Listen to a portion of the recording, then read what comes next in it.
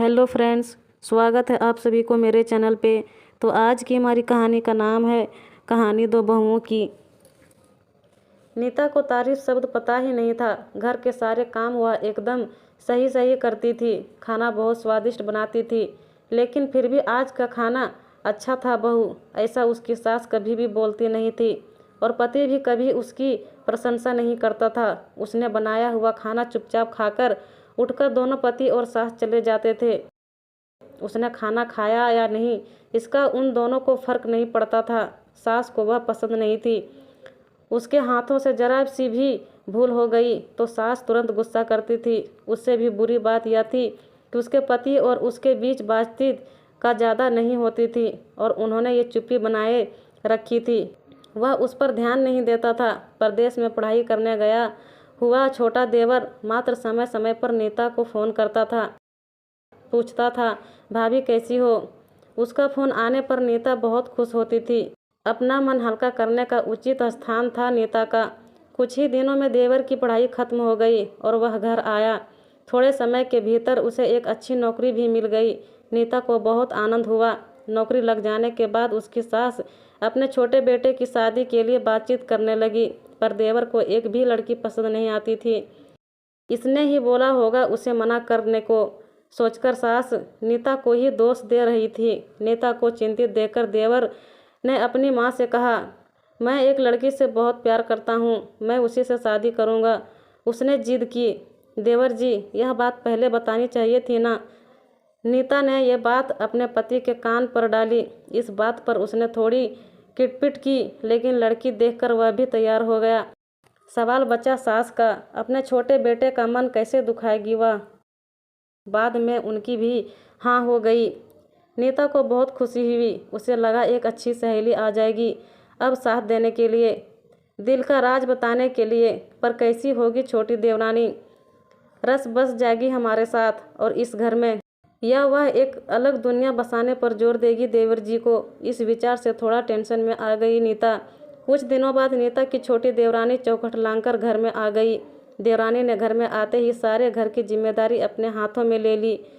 अब सास ने अपनी छोटी बहू की ज़्यादा ही तारीफ करना शुरू कर दिया। उसे माँ जैसा प्यार करने लगी। यह देखकर नीता की आंखों में आंसू आ जाते। वो सोचती, मैं भी तो यही काम करती थी, फिर मेरे साथ ही क्यों ऐसा बर्ताव। यह थोड़े दिनों बाद छोटी देवरानी पूरे घर पर राज करेगी और फिर मेरी जगह वहाँ पर कोने में होगी। अपने ही विचारों में खो गई नीता। नीता के भाव समझने पर छोटी देवरानी नीता के हाथ अपने हाथ में लेकर बोली, दीदी मुझे सब पता है, मुझे अपनी छोटी बहन समझिए, देखना बहुत जल्दी सब ठीक हो जाएगा। छोटी देवरानी ने पूरे घर की जिम्मेदारी तो ले ली, लेकिन कामों में कुछ न कुछ बार बार भूल करती थी। फिर देवरानी नीता के पास जाती और मदद मांगती थी। ऐसा रोज ही होने लगा। यह देखकर सास लेकिन गुस्सा हो गई।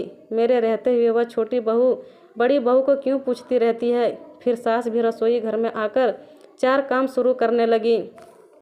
धीरे धीरे वह छोटी बहू के साथ साथ अनजाने में बड़ी बहू से भी प्यार से बर्ताव करने लगी, प्यार से बोलने लगी, नए पदार्थ दोनों को सिखाने लगी, भूल समझकर समझाने लगी। अब सास और दोनों बहुओं में अच्छी दोस्ती होने लगी। इस वजह से बड़ी बहू का स्वभाव भी अच्छा होने लगा। उसके स्वभाव में खुलापन आ गया। सास भी दोनों के साथ कभी शॉपिंग तो कभी फिल्म देखने जाने लगी। वे अपने दोनों बहुओं को समान प्यार करने लगी थी।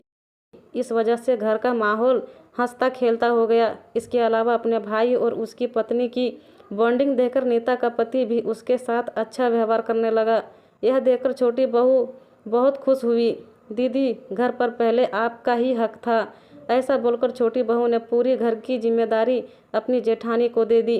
साल भर में नीता के देवर को अच्छे वेतन और बड़ी पोस्ट पर स्थानांतरित किया गया।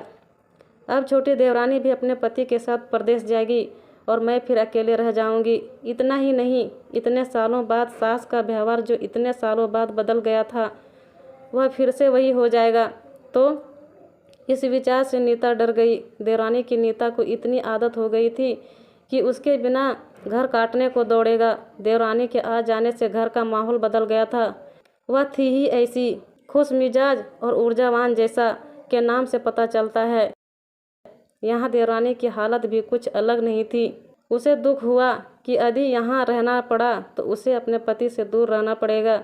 नीता के देवर के जाने के बाद गड़बड़ और देवरानी मात्र टेंस होने के कारण नीता सोच में पड़ी। अंत में उसने देवरानी को पूछा तो देवरानी ने जवाब दिया कि दीदी, मैं सारा दिन नए स्थान पर अकेली रहूँगी, उससे अच्छा मैं यहीं हूँ। आपके देवर को बोला है मैंने, शनिवार रविवार की छुट्टियों में आप यहाँ ही आ जाया करें। मैं भी उनके साथ जाया करूँगी बीच बीच में, थोड़ा बदलाव के लिए। उस पर वह बोलते हैं कि 6 महीनों में वापस यहाँ ही बदली कर लूँगा मैं। अपने पति की नकल करके देवरानी बोली और छोटी देवरानी भी हंसने लगी। अपनी आंखों के आंसू पोंछते हुए नीता बोली, छोटी, यह दिन वापस नहीं आने वाले। जाओ तुम अपने पति के साथ, उनके साथ भी तो कोई होना चाहिए ना। दीदी, आपने मुझे बड़ी बहन का प्यार दिया, वैसे भी भैया के रूप में एक बड़ा भाई मिला। यह भरा हुआ संसार छोड़कर मैं कैसे जाऊं? वहाँ अकेली का मन नहीं लगेगा। 6 महीने का तो सवाल है, वह आते रहेंगे यहाँ पर। यह सुनकर नीता ने अपनी देवरानी को खुश होकर गले लगाया। तभी देवरानी नीता को बोली, अपने पति के साथ एक अलग जीवन बनाने में समय नहीं लगता, अपनों में रहकर पति की प्रतीक्षा में ही आनंद है। दोस्तों, 2 अलग अलग घर और ससुराल में आने वाली यह लड़कियां अपने नए घर के लिए सब कुछ करती हैं। पता ही नहीं चलता कि कब एक दूसरे की आदत हो जाती है। सच में देवरानी जेठानी का रिश्ता बहनों से कम नहीं होता।